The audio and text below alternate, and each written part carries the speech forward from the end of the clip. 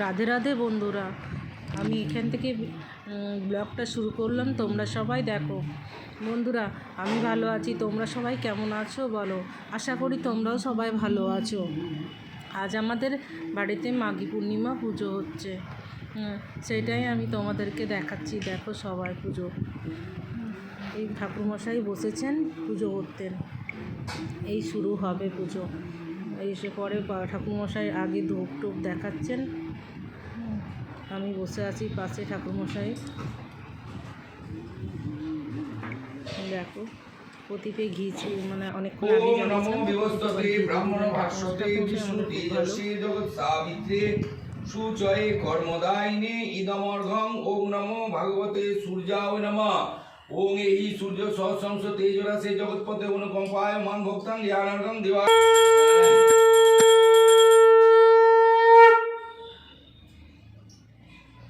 ওং বিষ্ণুরম তৎসদুদ্যম ফাল্গুন মাসে শুক্ল পক্ষে মাঘী পূর্ণিমা তিথো ভাস্করে শুভে পায়মং দেব প্রীতিকাম শুভ কর্মণি। ওং সান্ডিল্য গোত্রস্য বংশীবদন রুজ, সান্ডিল্য গোত্রস্য ধীরেন্দ্রনাথ রুজ, সান্ডিল্য গোত্রস্য কাঞ্চন রুজ, সান্ডিল্য গোত্রস্য সমীর রুজ, সান্ডিল্য গোত্রস্য দোলন রুজ, সান্ডিল্য গোত্রস্য সুমন রুজ, সান্ডিল্য গোত্রস্য বিকাশ রুজ, সান্ডিল্য গোত্রস্য বিজন রুজ, সান্ডিল্য গোত্রস্য ইউয়ান রুজ। কইছে আছে না দোকানে আয়ুষ রুজ, সান্ডিল্য গোত্রস্য আয়ুষ রুজ, আর সান্ডিল্য গোত্রস্য নীল রুজ, ইউবিন রুজ, সান্ডিল্য গোত্রস্য। ওং সান্ডিল্য গোত্রায়া বন্দনা রুজ, সান্ডিল্য গোত্রায়া पूर्णकर्णकाय सत्यनारायण सत्यवीराय भगवते वासुदेवाय श्री विष्णुवताय कृपावर्धनाय तत् सत्यनारायण गौतम महां कुरुसे तत्त्वं सत्यासमवादितं जन्मिति खण्डनं संप्रदायते। ओम भक्तपति प्रीतं भक्तकल्पमायितं ओम सिद्धिकाम अनर्थं गुरुदेवताय श्री चरणवन्दे पूजा महां कुरुसे। ओम अहं ब्रह्मणाय इदं संकल्पमाहं करिष्यामि। ओम स्वस्ति शान्ति ओम स्वस्ति शान्ति। ঠাকুরমশাই আমাদের বাড়ির সকলের নাম গোত্র নিয়ে পুজো করেন। প্রত্যেকটা ছেলে প্রত্যেকটা মেয়ের নাম সংকল্প করে দেন পুজোতে বসে। প্রায় সবার নাম জেনে গেছেন, আর যে কটা জানে না সে কটা বলে দিতে হয় আর কি। पंचोदराय पंचदेवताय श्री चरणवन्दे पूजा कर्माणि हम। ओम पुनःहं भवन्तु पुनः पुनःहं भवन्तु पुनःहं भवन्तु ओम पुनःहं ओम पूर्णमाहं।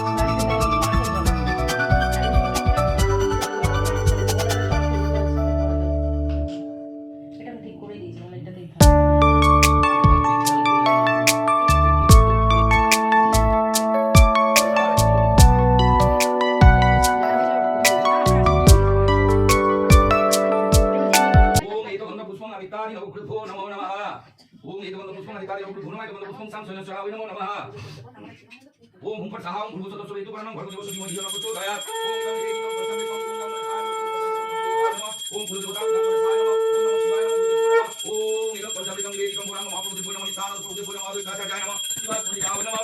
ओम गणपतये नमः। ओम येतद् ओम निगं उपभीकविचितं सकलाचूर्ण विचितं निपतये। ओम गावि दुग्धं शुद्धं वेदिकं पंचामृतं। ओम नमो नारायण श्रीकृष्णे भगवते वासुदेवाय नमो नमः। ओम इदं इंद्राय नमः इंद्रादिदेवस्य भगवो नमो नमः।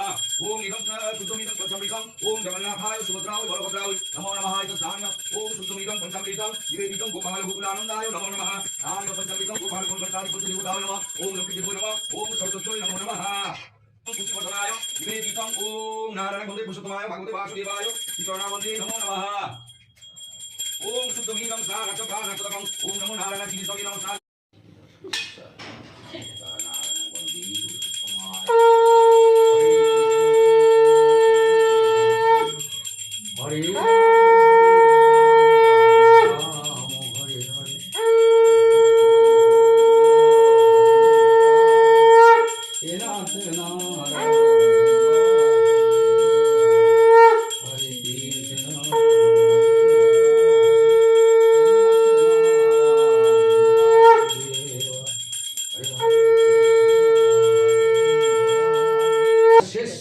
পংক্তি হয়েছিল উড়িষ্যায়, হ্যাঁ। ওই জন্যে উড়িষ্যাতেই জগন্নাথ, জগন্নাথ। বুঝলেন? কথা দিয়েছিল ওই ব্যাধকে কলকাতায় হচ্ছে জগন্নাথের মন্দির, কলকাতায় নতুন হয়েছে।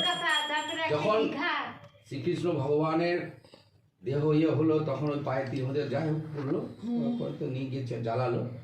বৈষ্ণবরা বলে যে আমাদের জ্বালাতে নেই, কিন্তু কৃষ্ণ ভগবানকে কি করে জ্বালালো? যখন জ্বালালো তখন ছাই ভস্মরা যখন অস্থি দিতে গেল, এই জন্য আমাদের অস্থি দেওয়া হয়, যখন অস্থি দিতে গেল তখন দেখা গেল মণিপদ্ম, যেটা এই মণিপদ্মটা, নীলপদ্মটা সমুদ্রে ভেসতে ভেসতে চলে গেল। যখন চলে গেল সেইটা গিয়ে ওই অন্ধ্রপ্রদেশের একটা ইয়ে আছে, তোমার হ্রদ আছে, ওটা কি হ্রদ বলে গো, বুঝে গেলাম, চিল্কা হ্রদ। ওই চিল্কা হ্রদের ওপাশে নেভি সেন্টারের ওপাশে একটা পাহাড় আছে ছোট, অন্ধ্রপ্রদেশের ওটা। ওই পাহাড়ের ওইখানে গিয়ে দাক্ষা গাছে আটকে ওই মণিটা গিয়ে গুহায় ঢুকে যায়। ওই গুহায় ছিল 12 বর্ষ। তখন উড়িষ্যার রাজাকে স্বপ্ন আদেশ দিয়েছিল যে আমি এখানে নীল মাধব রূপে আছি, তুমি আমাকে নিয়ে পুজো করো। তো ওই যে দেখেছিল নীল মাধবের রূপটা, তো ওই রূপে খুঁজেছিল কিন্তু পায় না। লাস্টে আবার অনেক বড় ব্যাপার, ভগবানের একজন ভক্ত, হরিভক্ত, ব্রাহ্মণ সন্তান, মায়ের একমাত্র পুত্র, সে বললো মা আমি খুঁজবো। সেই খুঁজতে খুঁজতে খুঁজতে খুঁজতে খুঁজতে খুঁজতে দাক্ষার জঙ্গলে গেল। দাক্ষার জঙ্গলে গিয়ে ওই সেই সরছে ফেলাই হ্যাঁ ওটাই তো বইটাই তো বলছি। দাক্ষা জঙ্গলে গিয়ে যাওয়ার পরেতে ওই কাঠুরিয়ার সঙ্গে দেখা হলো। তখন না খেয়ে অজ্ঞান হয়ে পড়ে যায়। তখন কাঠুরিয়ার একটি মাত্র মেয়ে, ওই হচ্ছে বিমলা। দেখবে পুরীর জগন্নাথ বিমলার ভোগ না হলে জগন্নাথ ভোগ লাই না, বিমলা রূপে আছে। তো ওই বিমলা তখন আগে বললো বিমলার বলরামের ওকে নিয়ে গিয়ে ঘরে তুললো। ঘরে তোলার পর সেবার সঙ্গে করে বললো আমি একেই বিয়ে করবো। ওর বাবা বললো না, করতে দেবো না, পুত্র আমরা কোথায় ব্যাড। তো বললো না আমি একে বিয়ে করবো। একটি মাত্র বিয়ে হলেও, বিয়ে হওয়ার পরেতে ছেলেটি দেখলো রাত্রি 1টার সময় ও শ্বশুর মশাই কোথায় বেরিয়ে যায় কুমণ্ডল নিয়ে। তখন ও বললো তোমার বাবা কোথায় যাবে? তা তো জানি না। বলছে তোমার বাবাকে জিজ্ঞেস করো। আর ওকে দিয়েছিল যে নীলমাধব ইয়ে করেছিল যে আমি এইখানে আছি এবং তুই যে পুজো করছিস সেটা যেন কেউ না জানতে না পারে। যখনই তুই কাউকে ব্যক্ত করবি তখনই তুই মারা যাবি। ওই জন্য ব্রাহ্মণ কাউকে বলতো না, ওই ব্যাধ কাউকে বলতো না, বুঝলে তো? যে ব্যাধের হাতে মৃত্যু হয়েছিল সেই ব্যাধেরই বংশধর, বুঝলে তো? ওর কি নামটা ভুলে গেলাম। এবার ওই তখন বললো বাবা তুমি কত ব্রাহ্মণ পুত্র, তুমি রাতে 1টার সময় যাচ্ছ জঙ্গলে, তোমার একে নিয়ে যাবে না? কিছুতেই আমি নিয়ে যাবো। এই করতে করতে করতে করতে করতে করতে ওর বাবা বলে 1 শর্তে আমি নিয়ে যেতে পারি, চোখ বেঁধে নিয়ে যাবো। তো বললো ঠিক আছে। হ্যাঁ, তো বললো ঠিক আছে, তোমার জামাইকে চোখ বেঁধেই তুমি নিয়ে যাও, আর চোখ বেঁধেই নিয়ে আসবে, কিন্তু হ্যাঁ ঠাকুরের দর্শন করাবে। তুমি ব্রাহ্মণ পুত্র তো, যাকে পুজো করো তুমি রাত্রে 1টা 2টোর সময় তার দর্শন করাবে। তো ঠিক আছে, দর্শন করানোর পর আবার আমি চোখ বেঁধে কিন্তু নিয়ে আসবো। বললো হ্যাঁ ঠিক আছে। তো মেয়েদের তোমার 16 কলা, জানো তো 18 কলা, ও কি করলে পাঞ্জাবির পকেটে সরছে এতগুলো সরষে ভরে দিল, আর পাঞ্জাবের একটা কোণ অল্প কেটে দিল, ঠিক আছে, পকেটের একটা কোণ কেটে দিল। এবার যখনই ও যাচ্ছে যেখান দিয়ে নিয়ে যাচ্ছে, শ্বশুর হাত ধরে আগে, ও তো চোখ বাঁধা আছে, যাচ্ছে সেখান দিয়ে সরষে পড়তে যাচ্ছে লাইন দিয়ে। এবার 2 দিন পরেই ওই সরষেগুলো সব গাছ হয়ে গেল। যখন গাছ হয়ে গেল তখন বললো ওর মেয়ে যে আর বাবার দরকার নাই, চলো তোমাকে আমি দেখাচ্ছি কোথায় কি ঠাকুর দেখে এসছো। তখন ওইভাবে যেতে গিয়ে দেখলো ওই গুহার মধ্যে নীল মাধব শুয়ে আছে। ওই জন্যে কৃষ্ণের আর এক নাম নীল মাধব, বুঝলে? তো ওই জন্য নীল ফুল কৃষ্ণকে দেওয়া হয়। আর এই যে নয়নতারা হ্যানতা নিগুলো নিয়ে এসে উড়িষ্যার রাজা স্থাপনা করলো। যখন স্থাপনা করতে যাবে তখন ওই মন্দিরের ভিতরে অন্য কোনো রাখার পরেতে বললো যে কী হবে? তো বললো এটা তো পুজো হয় না, শয়নের ঠাকুর তো পুজো হবে না। তখন বললো বিশ্বকর্মাকে স্মরণ করলো। বিশ্বকর্মা এসে তখন ওই বানাতে লাগলো। বিশ্বকর্মা প্রতিশ্রুতি দিল, কিন্তু 3 মাসের প্রতিশ্রুতি দেওয়ার আগেই খুলে ফেললো মহারানীর খুঁতখুঁতানিতে। হ্যাঁ 3 মাস হয়ে গেলো, কোনো আওয়াজ নাই, পর নাই, মরে পড়ে ভূত হয়ে গেছে, হয়েছে খোলো তুমি খোলো। আর 10 দিন বাকি ছিল, সে অবস্থায় যাই খুললো। এই রূপে মা, এই রূপে জগন্নাথ, সুভদ্রা, বলরাম এরা দর্শন দিয়ে দিল। বললো আমি এই রূপেই পুজো হব, আমি এইভাবেই থাকবো, দিয়ে এইভাবে পুজো দিলাম। এই হচ্ছে ওই জন্য দেখবেন বছরে 3 দিন জ্বর আসে জগন্নাথ দেবের। স্নান যাত্রার 3 দিন আগে থেকে যদি যান কোনোদিন দেখবেন বাবার গায়ে 104, 5, 6 পর্যন্ত জ্বর ওঠে।